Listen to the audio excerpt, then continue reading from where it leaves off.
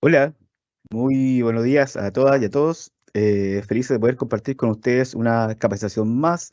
En esta oportunidad, esta capacitación va a presentar a ustedes dos guías que han sido recientemente publicadas. Una de ellas es la guía Área de Influencia en Humedales y la otra es la guía para la predicción y evaluación de impactos ambiental en humedales. ¿Ya? Estamos muy contentos como servicio de poder llevar esta capacitación a todas y todos ustedes en este compromiso que tenemos cada día de ir entregando más información ambiental a la ciudadanía. En esta oportunidad quiero dejar con ustedes a Macarena Gross, jefa del Departamento de Especialistas y Cambio Climático de la División de Evaluación Ambiental y Participación Ciudadana de la Dirección Ejecutiva del Servicio de Evaluación Ambiental, quien nos dará unas palabras de bienvenida antes de comenzar esta presentación. Veo que ya está preparada nuestra jefa, así que adelante, Macarena.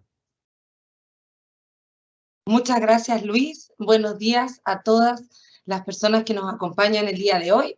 Con mucha alegría les doy la bienvenida a esta primera actividad de capacitación, como nos comentó Luis, sobre la guía de área de influencia en humedales en el sistema de evaluación de impacto ambiental y la guía para la predicción y evaluación de impacto ambiental en humedales en el sistema de evaluación de impacto ambiental. Siguiente, ahí sí.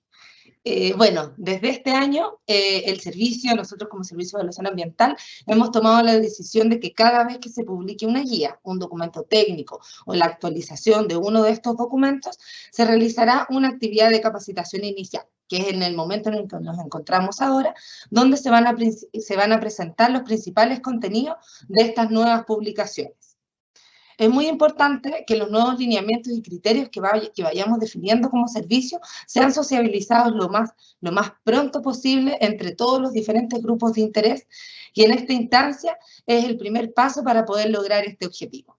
Este trabajo se enmarca dentro de los ejes de gestión que tenemos como administración, principalmente en nuestros esfuerzos por avanzar hacia una gestión técnica de excelencia, apegada a la normativa y con unificación de criterios. Y en este sentido se enmarcan estas dos guías que les vamos a presentar el día de hoy. Tampoco podemos dejar de recordar los otros dos ejes que este periodo de gestión estamos impulsando, el de cambio climático y la incorporación paulatina del Acuerdo de Escazú, especialmente la importancia respecto al acceso a la información ambiental y el fomento a la participación ciudadana que nos exige este último compromiso. Para este año 2023 tenemos diseñado un plan de capacitaciones que me gustaría compartirles a todos ustedes, y para este año tenemos planificadas 20 jornadas de capacitaciones dirigidas a la ciudadanía, las que se desarrollan el primer martes de cada mes, desde el mes de marzo hasta diciembre. Así que para que estén muy atentos todos los primeros martes de cada mes, donde se realizan estas capacitaciones. Durante marzo ya tenemos 2 de estas capacitaciones realizadas. Además, hemos implementado capacitaciones para cada guía y criterios de evaluación que han sido publicados en nuestro centro de documentación del Servicio de Evaluación Ambiental, donde a la fecha ya llevamos 5 de estas capacitaciones realizadas. Y cómo no mencionarles lo que tenemos en el SEA Capacita, donde tenemos programadas 50 dictaciones de curso, cada uno con 1000 cupos disponibles, lo que se va a llevar a cabo también desde marzo a diciembre. Así que los invito a revisar la página de nuestro SEA Capacita, seacapacita.sea.gov.cl, donde podrán revisar la calendarización que ya se encuentra disponible. Así que ese es nuestro plan de capacitación para este 2023. Ya cerrando, los y las invito a participar de esta actividad por medio también de la casilla de correo electrónicos comentarios.documentos@sea.gov.cl, donde pueden enviar todas sus observaciones a este y a cualquier otro documento publicado por nuestro servicio.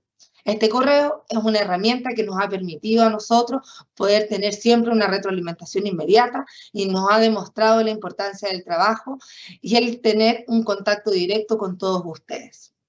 Finalmente, no puedo olvidar agradecer a todos los profesionales del servicio que han levantado este trabajo, especialmente a las direcciones regionales, a la división jurídica, a nuestro departamento de comunicaciones y, cómo no, a los diferentes departamentos de nuestra división de evaluación ambiental y participación ciudadana, así como también a los distintos organismos públicos que ayudaron y participaron en el trabajo de estas 2 guías que se les presentarán el día de hoy. Así que muchas gracias a ellos, a ustedes por estar aquí conectados, a todas las personas que se van uniendo y que buscan ser parte de una evaluación ambiental participativa y de excelencia. Sin más que decir, los dejo con María Francisca Muñoz para dar comienzo a esta capacitación. Muchas gracias. Muchas gracias, Macarena, y muy buenos días a todos y todas las que están hoy día conectados. Y estamos muy contentos de poder presentarles estas 2 guías que han implicado harto trabajo para nosotros y también para todos los colaboradores. Vamos entonces hoy día a ver de manera general los contenidos de estos 2 documentos, que son la guía de área de influencia en humedales en el CIA y la guía para la predicción y evaluación de impacto ambiental en humedales en el CIA. Vamos a ver entonces dentro de la presentación primero algunos antecedentes respecto de por qué consideramos tan relevantes estas guías. Les vamos a contar quiénes participaron en la elaboración, los objetivos y alcances que tiene cada una, y luego vamos a revisar los capítulos que contienen y sus contenidos de manera general. Más adelante van a haber capacitaciones ya más técnicas, más en detalle. Esta vez el foco es poder compartirles a ustedes los contenidos de manera general de esta capacitación inicial. Entonces, ¿por qué creemos que son tan relevantes estas guías? Primero, he sabido que los humedales a nivel mundial, no solamente en Chile, son ecosistemas altamente vulnerables, que están relacionados con recursos y ecosistemas que son singulares, que tienen características específicas, que están siendo amenazados en términos de pérdida de biodiversidad, de cambio climático y de contaminación. Además, estas guías se enmarcan dentro de la exigencia del decreto 15, el Reglamento de Humedales Urbanos, donde en su artículo 22 obliga al CEA a elaborar una guía que apunte hacia la evaluación ambiental y al establecimiento de medidas, que dé criterios para estos 2 ámbitos. Entonces, con estas 2 guías, en el fondo, estamos haciendo cumplimiento de esta exigencia normativa.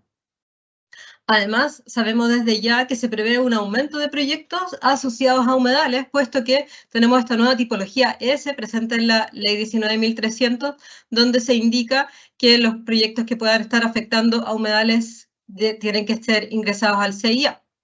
Además, finalmente, mencionar que estas guías están haciendo un aporte y un avance hacia la evaluación ambiental con una mirada ecosistémica, donde se estén considerando los servicios ecosistémicos entre una de las características también atributos que tienen los ecosistemas y salir en el fondo de esta mirada como compartimentalizada por cada componente ambiental y poder ir integrando y respondiendo a nivel de ecosistema con medidas también. Entonces, bueno, ¿quiénes participaron en la elaboración? Como la mayoría de las guías del CEA, esta guía también fue elaborada por el Departamento de Estudios y Desarrollo de la División de Evaluación Ambiental y Participación Ciudadana. Y en un primer paso, lo que se hizo fue contratar una consultoría para que nos diera un insumo para poder elaborar estos 2 documentos. Esta consultora fue la plataforma de investigación en ecohidrología y ecohidráulica EcoHydro. A partir de este insumo se elaboró una primera versión del Departamento de Estudios, el cual después fue reforzada y contribuyeron el Departamento de Especialistas y Cambio Climático, la División Jurídica y las direcciones regionales. Luego también se hizo una pasada por la revisión y aportes de distintos OAECAS que tienen competencias en el ámbito de humedales, como Directemar, CONAF, SAC, el Ministerio del Medio Ambiente, SMA, DGA, DOH, Subpesca y Cernageomin. Así que estamos muy agradecidos de los aportes de todos estos equipos, que sin duda hicieron que estos documentos fueran mucho más potentes y fueran resolviendo lo que se necesitaba desde la mirada de cada uno de ellos. Entonces, estas 2 guías, una, primero que nada, tiene que ver con el tema de área de influencia, con la determinación y justificación de esta, y aspectos relevantes de la descripción general y descripción detallada de las mismas. Y la segunda guía, entonces, estaría abordando todo el tema de predicción de impactos, evaluación de impactos, así como también de medidas y su seguimiento. Estas 2 guías se enmarcan en la definición de Ramsar para humedales, de la Convención Ramsar. Entonces, esta definición la vamos a ver un poquito más adelante, pero es una definición que es bastante amplia respecto a qué es lo que se considera como un humedal, y es también la definición que se está haciendo utilizada para los distintos instrumentos del Estado que son relativos a humedales. También cabe decir que estas guías abordan o son aplicables para todo tipo de humedal. No fueron, eso sí, diseñadas para los humedales marinos, que son las costas con menos de 6 metros de profundidad en baja marea. También estas guías aplican a humedales que estén o no declarados como humedales protegidos, y también, por supuesto, son aplicables a humedales urbanos. Dentro de los componentes ambientales que abordan las guías son suelo, flora, fauna, agua y el ecosistema en su conjunto. Y también cabe destacar que estas guías no abordan el tema de la pertinencia de ingreso al CIA, ¿ya? Para eso hay un instructivo que está disponible en nuestra página web que se aboca específicamente a ese tema. Entonces, bueno, vamos ahora a ver los contenidos técnicos que tiene la guía de área de influencia en humedales en el CIA. Entonces vamos a dar una primera mirada a los capítulos, al índice que tiene el documento. Parte con un capítulo 1 con una introducción relativa al CIA, que es más o menos general, que es lo que se presenta en distintas guías como para poder nivelar, para que cualquier persona que usa este documento pueda entender también el contexto en el que se enmarcan los documentos. También se menciona el objetivo y alcance de la guía y los OAECAS que tienen competencias sobre este tipo de ecosistemas. Luego, en el segundo capítulo, se entrega un marco conceptual donde se define humedal, se habla acerca de las clasificaciones para esto y se da un marco referencial de distintos componentes ambientales que aborda la misma guía y que están presentes en humedales. En un capítulo 3 se entregan ya los criterios metodológicos, donde se indican los pasos generales para delimitar área de influencia desde una perspectiva que es aplicable para cualquier componente ambiental evaluado en el CIA. Luego también se habla acerca de los factores generadores de impacto. Luego ya pasamos a la identificación de impactos específicamente en humedales y aproximaciones respecto del análisis ecosistémico. Luego en el capítulo 4 pasamos a los atributos que son necesarios de describir para las áreas de influencia, y así también se presentan casos para poder ejemplificar la aplicación de criterios para la delimitación de áreas de influencia. Y finalmente, en el anexo, el capítulo 5, se presenta un glosario, se presenta la clasificación del Inventario Nacional de Humedales, algunos conceptos básicos respecto del objeto de protección agua, también una clasificación de la flora hidrófila y una bibliografía recomendada para que ustedes puedan también profundizar en distintos aspectos relativos a humedales. Entonces vamos a ir revisando ahora los temas principales de cada uno de estos capítulos, partiendo por el objetivo de la guía. ¿Cuál es el objetivo de la guía? Es entregar los criterios técnicos para una correcta delimitación y descripción de las áreas de influencia de los proyectos de actividades que afecten los ecosistemas de humedal, incluyendo componentes bióticos y abióticos, así como al ecosistema en su conjunto. Cuando les mencioné que la guía también habla acerca de los OAECAS con competencias, se mencionan entonces en la guía cuáles son las competencias relativas a humedales que tiene el Ministerio del Medio Ambiente, el SAC, CONAF, DGA, Subpesca, Directemar y Cernageomin. Bueno, entonces en un capítulo 2, y como ya les venía diciendo, lo primero que se hace es poder establecer este marco de qué es lo que entendemos por humedal. Entonces aquí les voy a leer lo que indica la Convención Ramsar respecto de esta definición. Indica que los humedales son estas extensiones de marismas, pantanos y turberas, o superficies cubiertas de agua, sean estas de régimen natural o artificial, permanentes o temporales, estancadas o corrientes, dulces, salobres o saladas, incluidas las extensiones de agua marina cuya profundidad en marea baja no exceda los 6 metros. Como ven, es una definición bastante amplia respecto de los cuerpos de agua superficiales. Luego también en la guía se presentan 3 criterios que ayudan a poder identificar humedales y que también está alineado con lo que se indica por la guía de delimitación y caracterización de humedales urbanos que publicó el Ministerio del Medio Ambiente. Estos 3 criterios nos ayudan a poder identificar entonces los humedales y indican lo siguiente, que se trata de una superficie que al menos esté de forma periódica inundada de agua, donde la tierra soporta vegetación predominantemente hidrófila, que el sustrato es predominantemente suelo hídrico con mal drenaje o sin drenaje, o bien que el sustrato esté saturado con agua o cubierto con aguas superficiales en algún momento durante la temporada de crecimiento de vegetación anual. Entonces esto aparece en estas 2 guías, se recomienda mucho el uso de esta guía de delimitación y caracterización de humedales urbanos de Chile, porque es muy útil para poder aproximarse a la descripción de atributos de los ecosistemas de humedal y también entender las metodologías que hay atrás. Este documento también tiene disponible una guía de campo, así que recomendado para que lo puedan descargar desde la página web Humedales Chile del Ministerio del Medio Ambiente.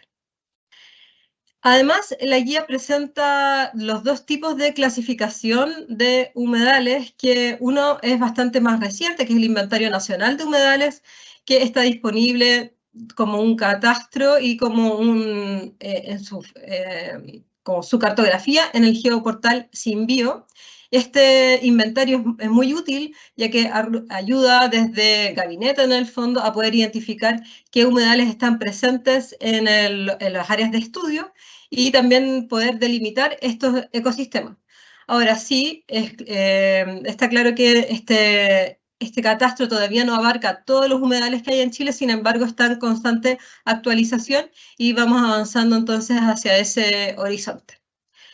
Y luego también la guía recomienda esta clasificación por ecotipos. Esta clasificación es mucho más antigua, viene de los tiempos de la CONAMA, sin embargo nos pareció relevante poder utilizarla aquí. ¿Por qué? Porque esta clasificación por ecotipos está basada en las características funcionales de los humedales, en su composición, en su estructura. Entonces, son esas características ecosistémicas las que también nos permiten entender luego cómo los impactos podrían afectar de una manera distinta cada una de estas clasificaciones de ecotipo. Es así que la guía utiliza estos y avanza de alguna manera en hacer luz o poner como en vista cuáles son estas funciones críticas relativas a impacto y también a las formas de manejo en cada uno de los ecotipos. Y por supuesto esto nos va a ayudar para también, por ejemplo, identificando lo más temprano posible la posible presencia de impactos significativos, por ejemplo. Bueno, luego este capítulo en el marco conceptual entrega unas bases teóricas respecto de qué es lo que consideramos que es relevante o cuáles son las características principales que tienen los componentes objetos de protección en humedales, tanto abióticos como bióticos. Acá se mencionan algunos elementos relativos al agua superficial y subterránea, a suelo. Respecto de aire, se decidió no incluirlo en este documento, en estos documentos, ya que el componente aire es tratado por otras guías del Servicio de Evaluación Ambiental. Luego, respecto de los componentes bióticos, hablamos de flora y fauna, y también se habla del ecosistema en su conjunto, derivando en los servicios ecosistémicos de provisión, culturales, de regulación y de soporte, que son, en el fondo, las contribuciones que hace la naturaleza al medio humano. Bueno, con esto nos pasamos al capítulo 3, donde se habla de la conceptualización respecto de las áreas de influencia, dando primero una visión general. Les voy a comentar aquí algunos de los principios generales respecto de áreas de influencia que son transversales a cualquiera de estas áreas determinadas para los impactos. Primero, recordar que las áreas de influencia representan esta área de máximo alcance de un impacto, considerando la máxima capacidad de operación del proyecto y la condición ambiental más desfavorable. Estos 2 principios también hemos hecho bastante hincapié desde la perspectiva de cambio climático, donde se busca que hay una visión respecto de esta condición ambiental más desfavorable. Luego también hay que destacar que se debe definir y justificar el área de influencia para cada componente ambiental afectado, entre ellos los objetos de protección, agua, suelo hídrico, flora y vegetación, fauna y ecosistema acuático continental, esto desde la perspectiva de estas 2 guías. Luego también de la descripción del área de influencia se obtiene información necesaria para predecir y evaluar los impactos. Entonces esto es súper relevante, ya que un área de influencia mal definida o también mal descrita puede influir en el siguiente paso, que sería ya la predicción y evaluación de impacto. De ahí la necesidad también de que cuando el Reglamento de Humedales Urbanos nos exige hacer una guía de evaluación y de medidas, encontramos que era fundamental tener también una guía de área de influencia, ya que desde ahí está la base en el fondo para una buena predicción y evaluación de impactos.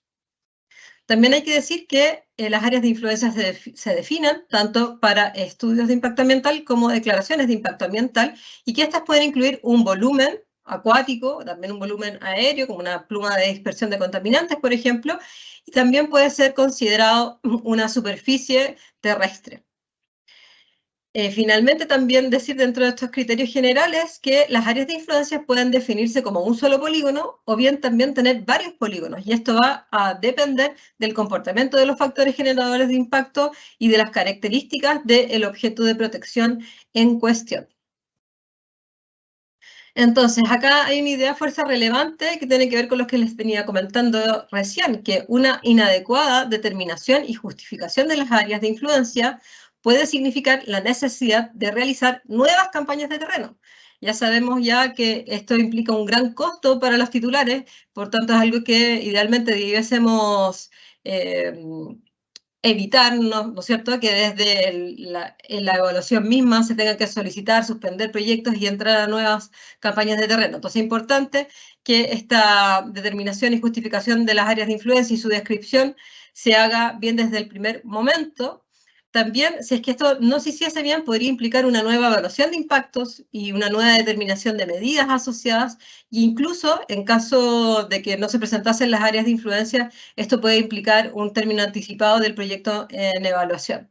Por lo tanto, ahí también es importante tener esto en mente para poder hacer esta determinación y justificación de las áreas de influencia bien desde un primer momento.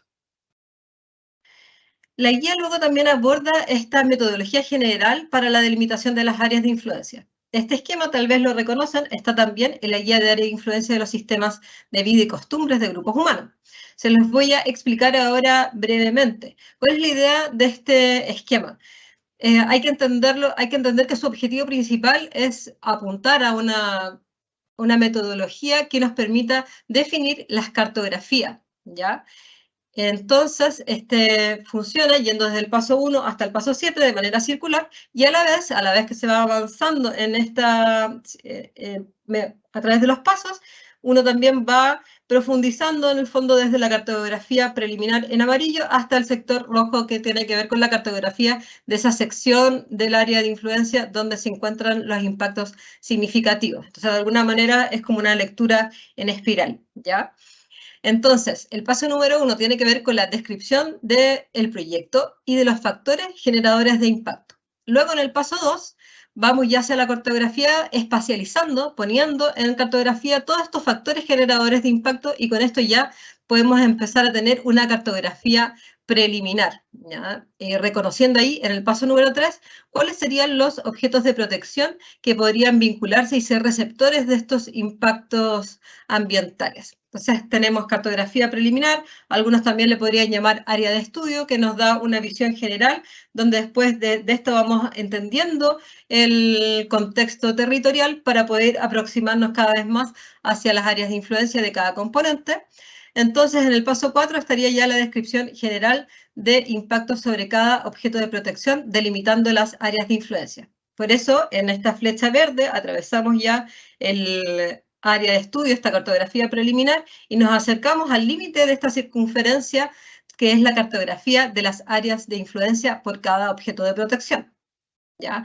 Luego, en el paso 5, atravesamos este círculo naranjo, vamos profundizando en esto para identificar preliminarmente la significancia de los impactos, lo que nos estaría llevando a poder identificar dónde habría una sección de esta área de influencia o no. También puede ser que toda el área de influencia tenga impactos significativos, pero en el caso que hubiera una sección, por ejemplo, en el caso de que hubiera una dispersión de contaminantes en el lugar de mayor concentración, probablemente pueda haber un impacto significativo, y en otros lugares donde haya mayor dilución, tal vez no. Es solo un ejemplo para poder entender cuándo podría darse este fenómeno.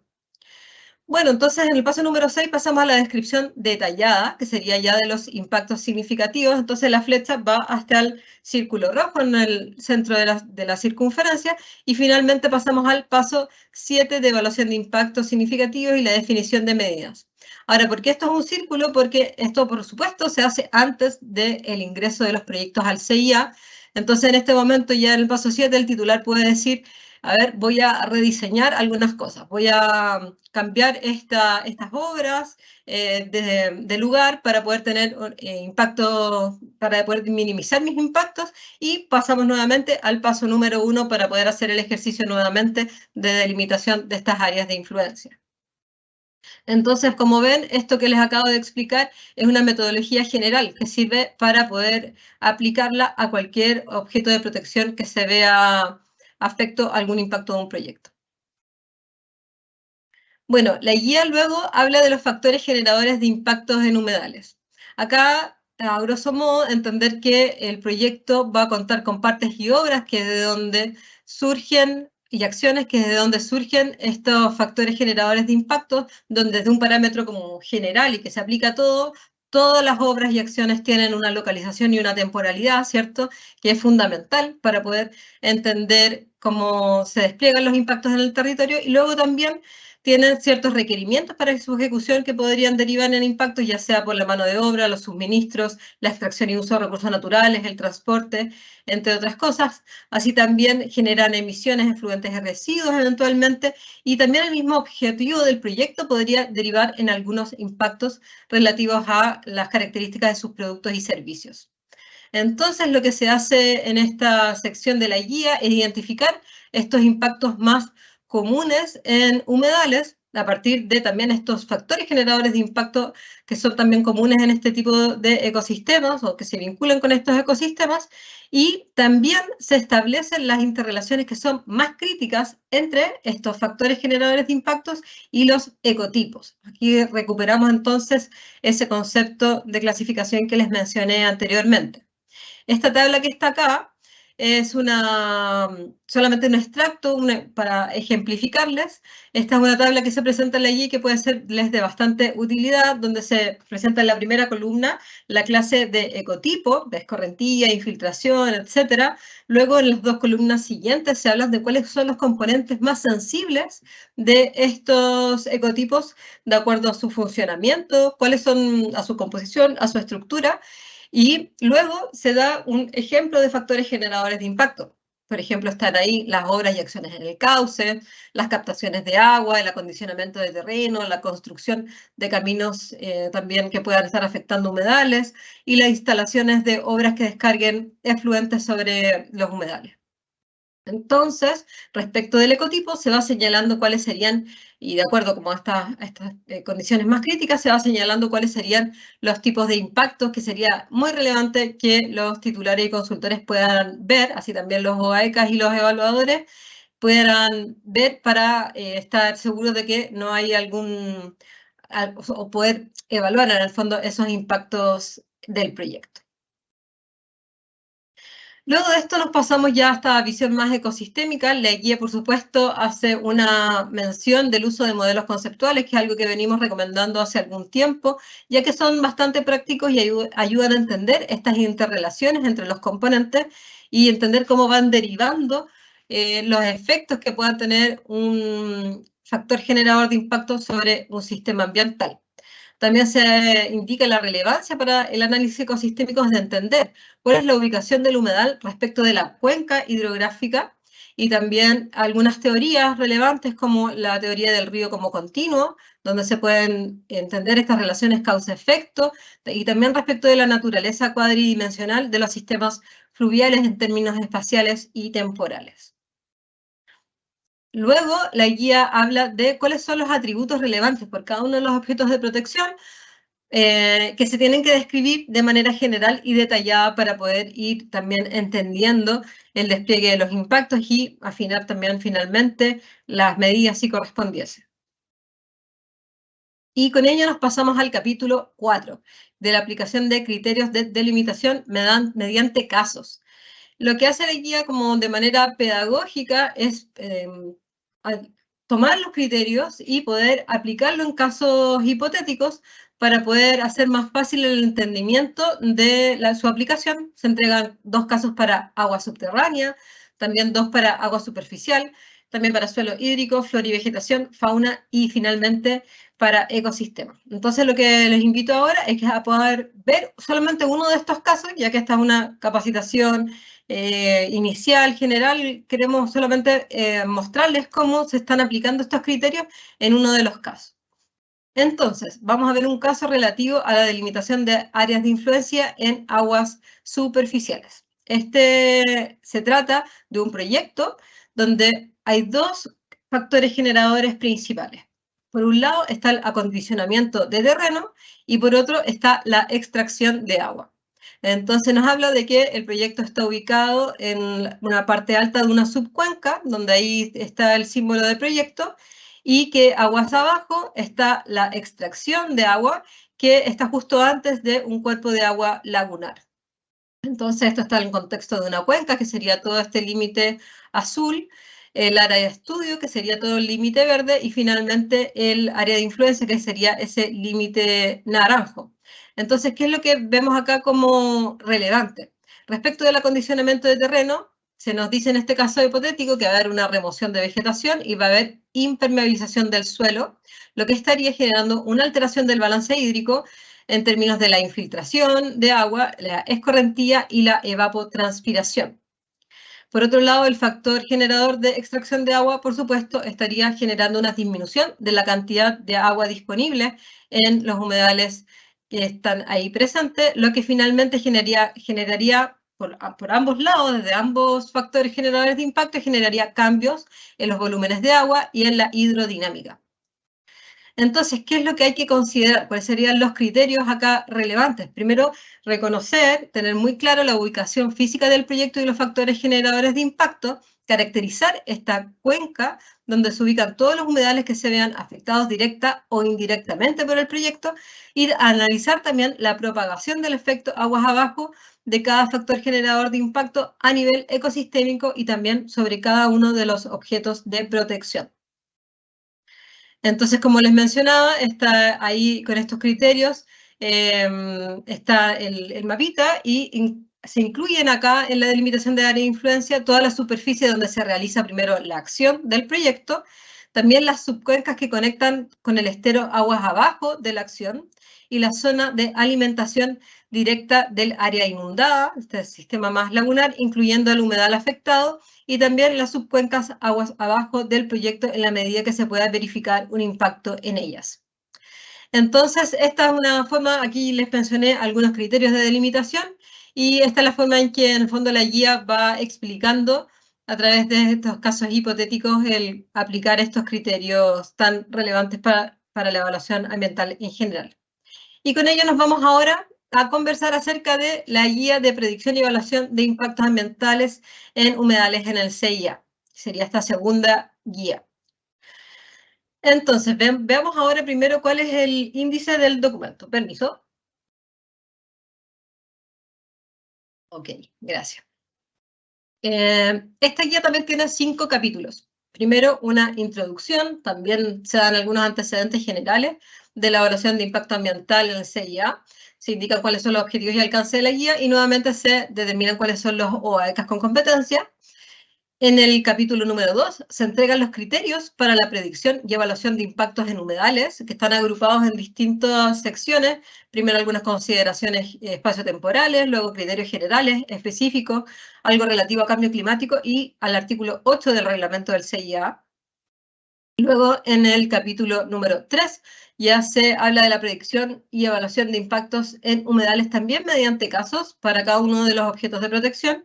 Y en el capítulo 4 ya hablamos de las medidas, algunos aspectos más transversales, luego hablamos de medidas de mitigación, reparación y compensación, y finalmente nos pasamos a un capítulo 5 de anexos, donde hay un resumen de algunos permisos ambientales sectoriales que podrían aplicar, y se entrega también un glosario de los términos relevantes que están incluidos en el documento y la bibliografía.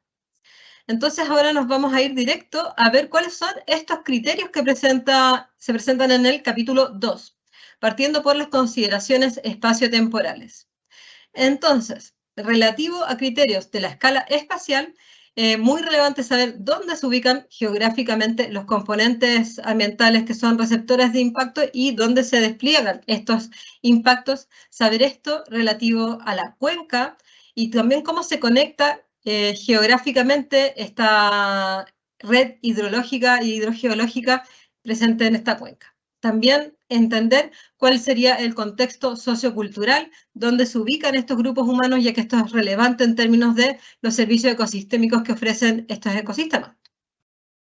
Luego, por otro lado, desde la escala temporal, hay dos elementos que son muy relevantes para poder entender las dinámicas que ocurren a nivel temporal. Uno es conocer la evolución a lo largo del tiempo de los componentes y también, por supuesto, la evolución de los mismos impactos en el tiempo y cómo el proyecto, al ir pasando desde su etapa de construcción a la fase de operación, también tiene una evolución y ciertos cambios, ¿no? Etapa de cierre también. Entonces, primero es conocer la evolución, tanto del proyecto como de los componentes ambientales, y esto, por supuesto, también dice relación con cambio climático. Y luego, un segundo elemento muy importante de la escala temporal es conocer los ciclos periódicos, los ciclos que tenga tanto el agua en este lugar como también los ciclos que pueda tener la flora, la fauna, ciclos reproductivos, migraciones, etc. Con esto nos pasamos a los criterios generales. De estos criterios generales, cabe decir que se desprenden del artículo 6º del reglamento del CIA y que son transversales entonces para todos los recursos naturales y también aplicables estos criterios a los ecosistemas terrestres, a los ecosistemas marinos también. O sea, la primera pregunta tiene que ver con si el proyecto de actividad, en este caso altera el humedal, sus componentes o atributos en términos de su cantidad o su calidad.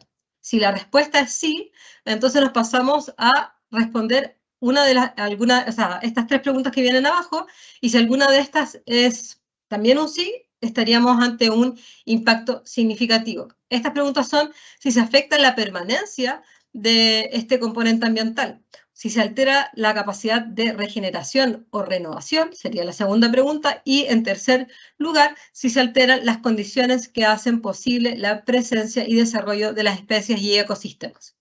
Entonces, estos criterios generales nos ayudan sin duda a poder evaluar este impacto que ha sido predicho y que nos toca ver ahí cuál es su significancia.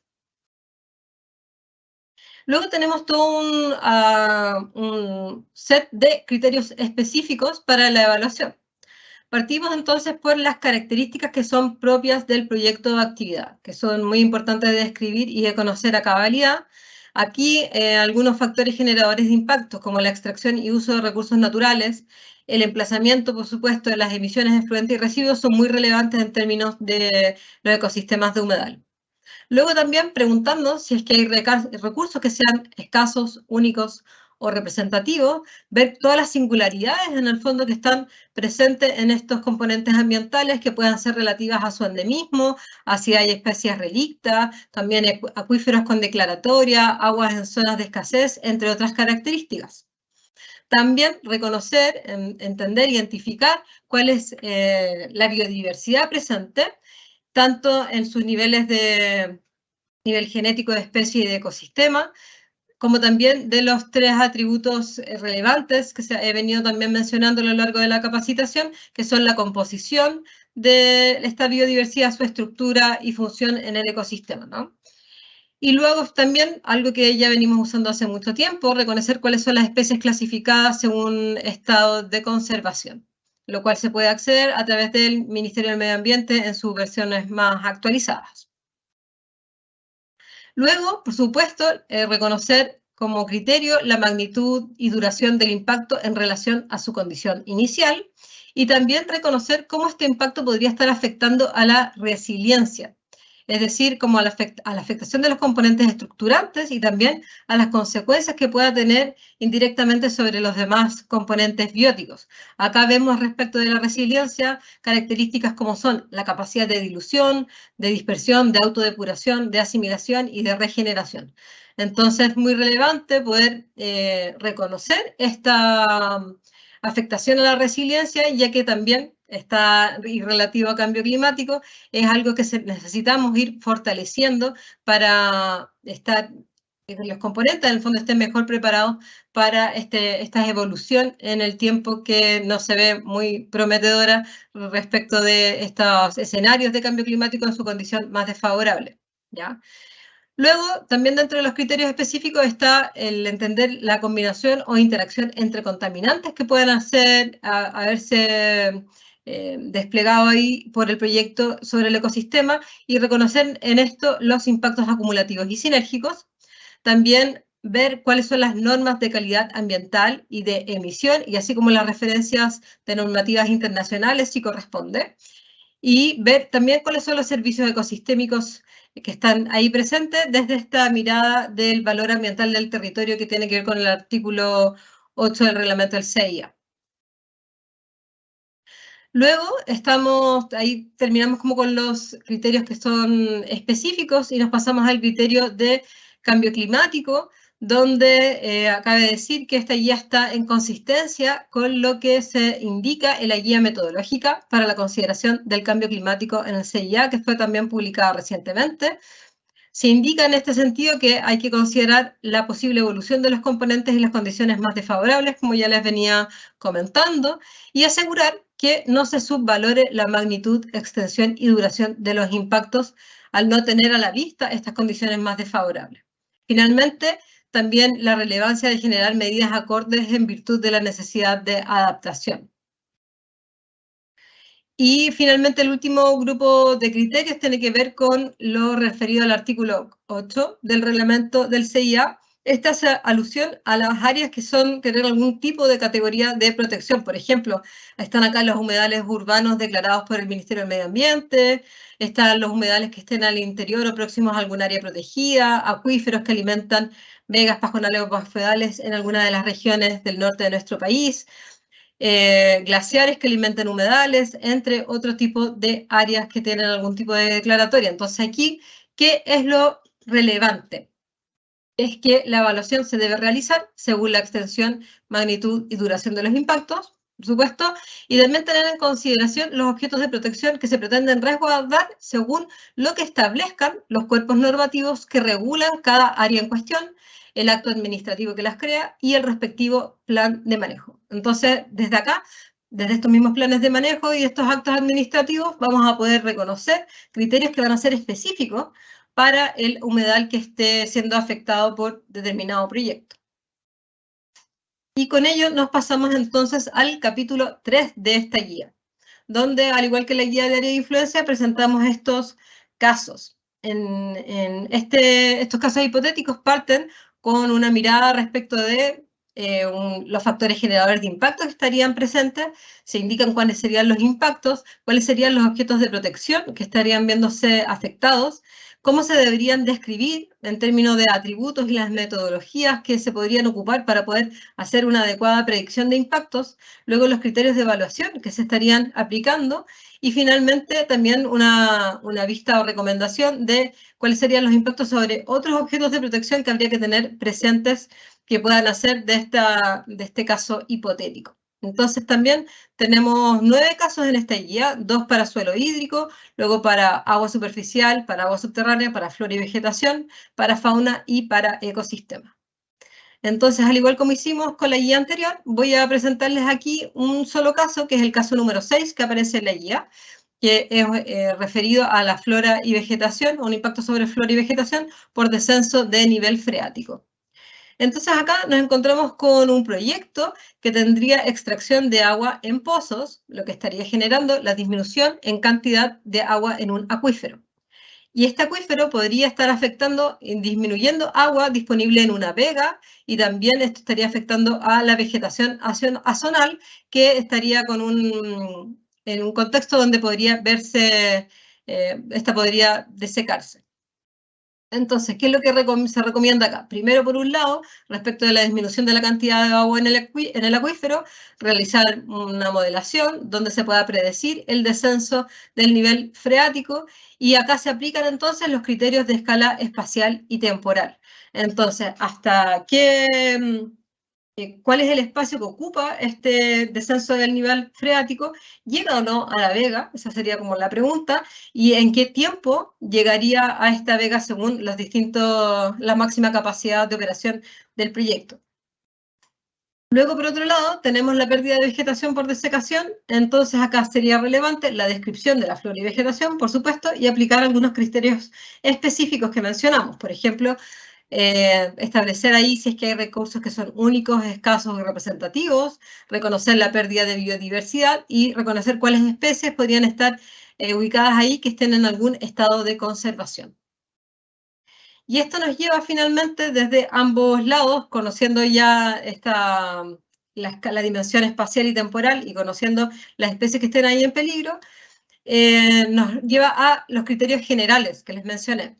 Entonces la pregunta es si el descenso del nivel freático llega hasta la vega, y si es que llegase a la vega, saber si es que se afecta la permanencia de esta flora y vegetación, la capacidad de regeneración que esta tiene y las condiciones que hacen posible la presencia y desarrollo de esta vegetación en el tiempo. Entonces aquí vimos cómo primero se ocupó el grupo de criterios que tienen que ver con lo espacial y temporal, luego los criterios específicos y finalmente los criterios generales en este ejemplo de proyecto.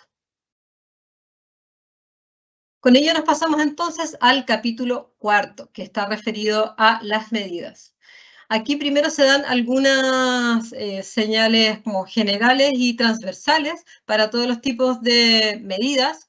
Lo primero, por supuesto, es reforzar la necesidad de aplicar siempre la jerarquía de medidas, donde partimos en una primera instancia con la mitigación, donde buscamos evitar o minimizar los impactos.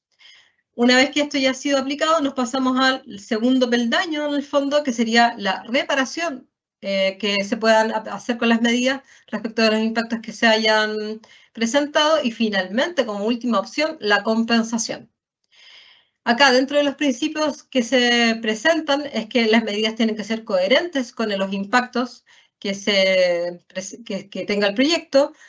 Luego también que las medidas tienen que diseñarse sobre el mismo nivel de organización ecológica en la que ocurre este impacto, considerando también las amenazas.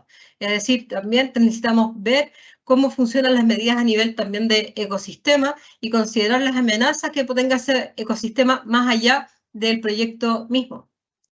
Luego también es que se debe abordar la afectación tanto de los elementos bióticos como de los componentes estructurantes, en este caso suelo y agua, y también generar medidas que sean integrales, que tengan un enfoque ecosistémico, como les venía diciendo.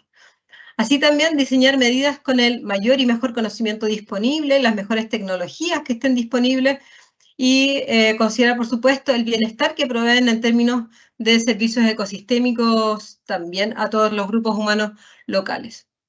También muy relevante, vinculado a las medidas, son los planes de seguimiento, que permitan evaluar la efectividad de las medidas y gestionar también los impactos residuales de una manera temprana.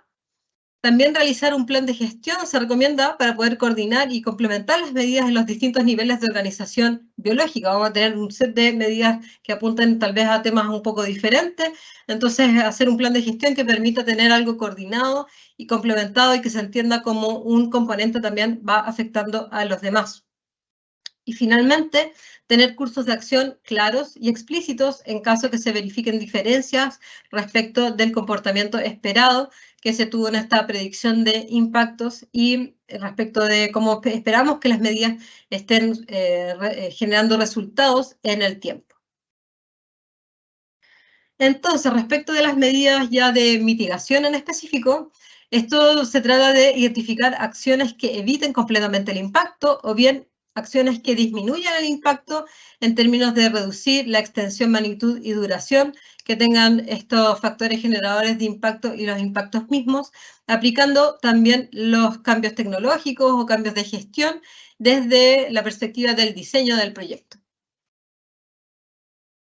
Respecto de las medidas de reparación, aquí cabe decir que lo más idóneo serían las medidas que estén vinculadas a la restauración ecológica, es decir, mirar a la restauración del ecosistema, a recuperar el ecosistema en términos de su estructura, composición y función, y también poner el foco en reponer uno o más componentes del ecosistema a una calidad similar a la que tenían previo al impacto. Aquí, por supuesto, caben todo tipo de soluciones basadas en la naturaleza, así también cuando hablamos de medidas de compensación. Respecto entonces a las medidas de compensación, si no conocen todavía las dos guías que son relativas a compensación de biodiversidad, los invito a descargarlas de la página web. Acá tenemos una guía para la compensación de biodiversidad en el CIA, que es una guía que se actualizó, está ahora en una segunda versión, y una guía que es un poco más nueva, ya tiene más o menos un año, que es la guía metodológica para la compensación de biodiversidad en ecosistemas terrestres y acuáticos continentales. Entonces, esta guía de humedales lo que hace es reforzar los contenidos que aparecen en estas otras dos guías específicas para la compensación de biodiversidad y se explican estos tres niveles de la metodología, donde está el nivel 1, donde se habla de los mapas de relevancia, y se puede acceder a ellos a través de la página web del Ministerio del Medio Ambiente. Luego el nivel 2, que habla de la matriz de componentes clave, que nos permite entender y describir los componentes que son críticos, fundamentales, y que se van a ver afectados por el proyecto y que poseen ciertas singularidades, y que también se busca después compensar en este sitio de compensación. Y finalmente el nivel 3, donde hay una métrica de cuantificación, hay una matemática ahí que nos ayuda a poder cuantificar y definir la cantidad de superficie que se debiese compensar a la luz de los impactos residuales que estén permaneciendo una vez de que ya se aplicaron todas las medidas que tienen que ver con mitigación y reparación. Entonces, con esto ya va cerrando la guía y también va cerrando esta capacitación inicial. Les doy muchas gracias a todas y todos por estar acá, por su presencia, y también invitarlos a que puedan hacernos comentarios, escribirnos al correo comentarios.documentos@sea.gov.cl, ya que todas estas dudas que ustedes nos puedan levantar al aplicar las guías o al leer las guías nos va a ayudar a poder afinar la puntería cuando tengamos que hacer una capacitación más de detalle, más profunda, y poder ver ahí entonces cuáles son sus necesidades y poder ir abordándolas también, ya sea con otros documentos complementarios o lo que corresponda. Entonces, eso, muchas gracias por su participación y te doy el paso, Luis, para dar el cierre a esta actividad. Muchas gracias, María Francisca.